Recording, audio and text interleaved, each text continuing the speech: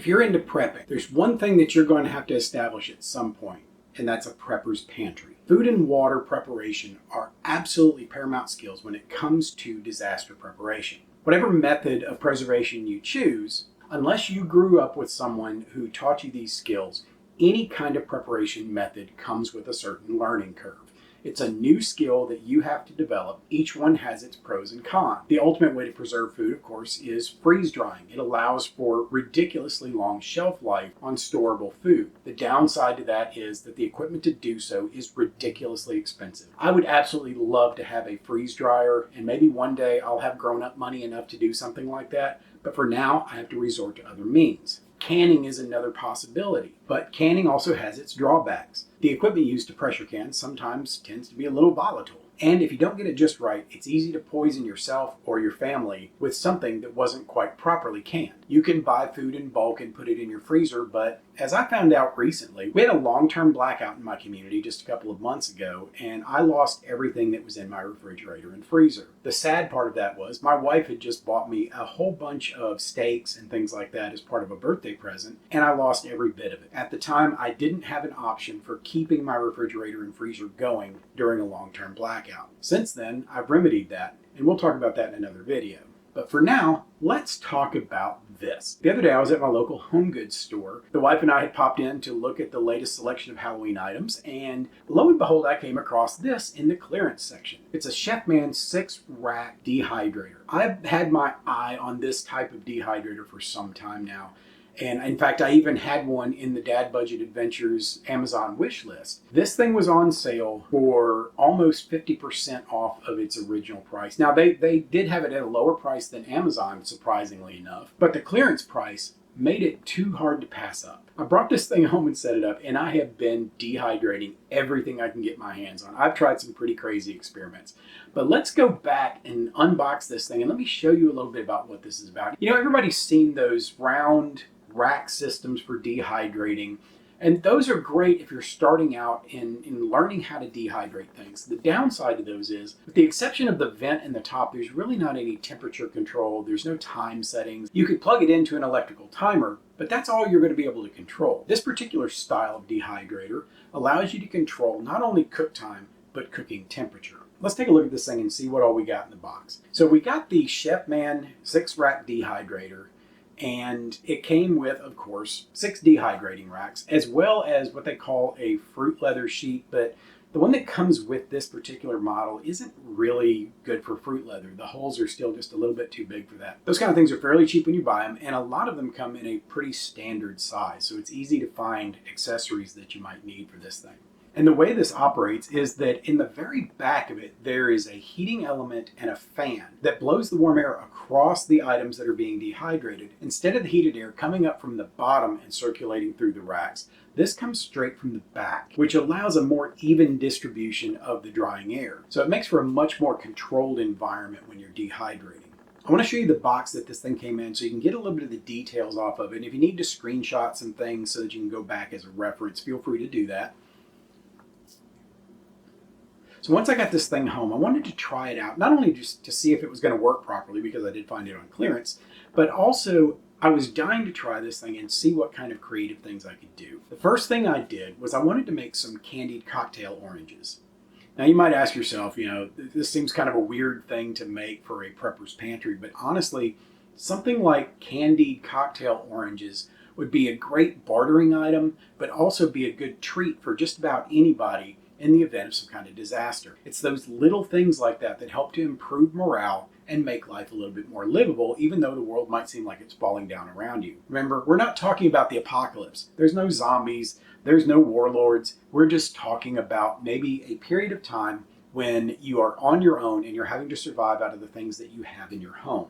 So the first step to making these things was getting all my things together, my oranges and sugar and some other things. And of course, anytime you're working with fruits and vegetables, you want to wash them off thoroughly to get all the pesticides off of the skin. So then I sliced up the oranges. I made a simple syrup by adding 2 cups of sugar and 3 cups of water into a pot and then cooking it until it was boiling. At that point, I threw my oranges in. I set the timer and then boiled the oranges until the timer went off. Once that first timer went off, I turned the heat down to simmer and then set another timer.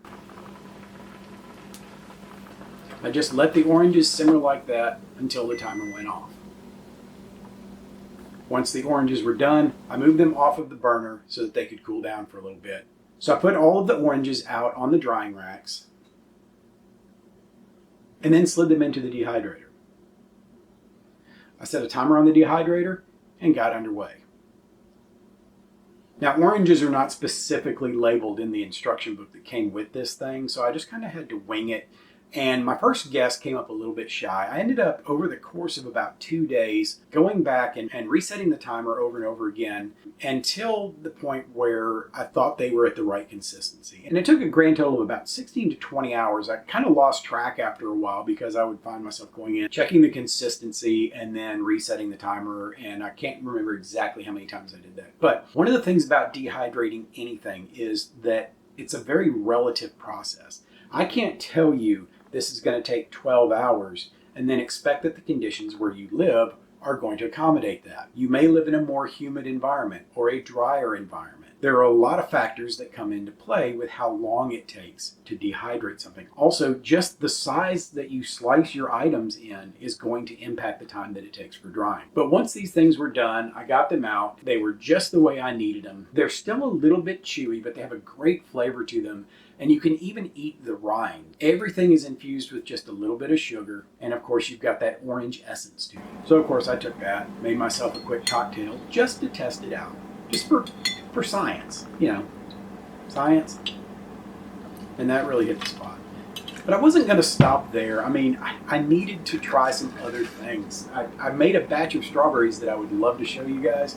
But my youngest daughter found the bag that I had put them in, and in the course of about 2 hours proceeded to eat every bit of the strawberries that were in the bag. So sorry I can't show you those, but I'm going to show you this. This was one of the things I got the most excited about. Did you know that you can take mini marshmallows and dehydrate them and turn them into a treat? This is the coolest thing here. Look, if you've got texture issues and you don't like the marshmallows that are in a lot of cereals, then you're not going to like this. But if that's your favorite part of cereal, you're going to love this, because that's essentially what those are. Those are dehydrated marshmallows. And the way you know these are done, they have a substantial crunch. I watched a video where somebody was demonstrating how to do this, and they showed when they were ready by taking them and crushing in their hands, and I was like, that is a huge waste of a dehydrated marshmallow. I'm going to put it in my mouth and make sure it's done. I had twice this many. My wife went over to some friend's house over the weekend, took the bag, and there was nothing left for her to bring home. So this is what we got left. If you take a small bag of miniature marshmallows and dehydrate it, you'll end up with about twice as much as what's in this jar. So of course, anything that you're going to dehydrate, you want to make sure that you're storing it properly. For starters, you got to make sure you get all of that moisture out of it. If there's any moisture at all left, it's probably going to mold and be ruined. So you want to make sure that you're getting it as dry as it needs to be.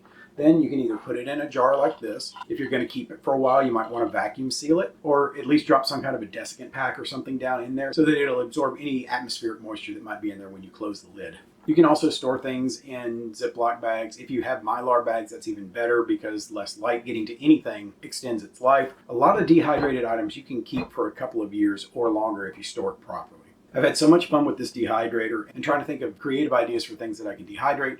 I haven't even scratched the surface on things that I can make with this. But I'm going to start my own Prepper's Pantry by using this. A great method is go to your local grocery store, buy things that are on clearance, fruits and vegetables that are just about to go bad, bring them home, slice them up, throw them in the dehydrator, put them in a jar, put them in a bag, whatever. Use them as treats for you and your family. Or just continue to store them and use things as you need them.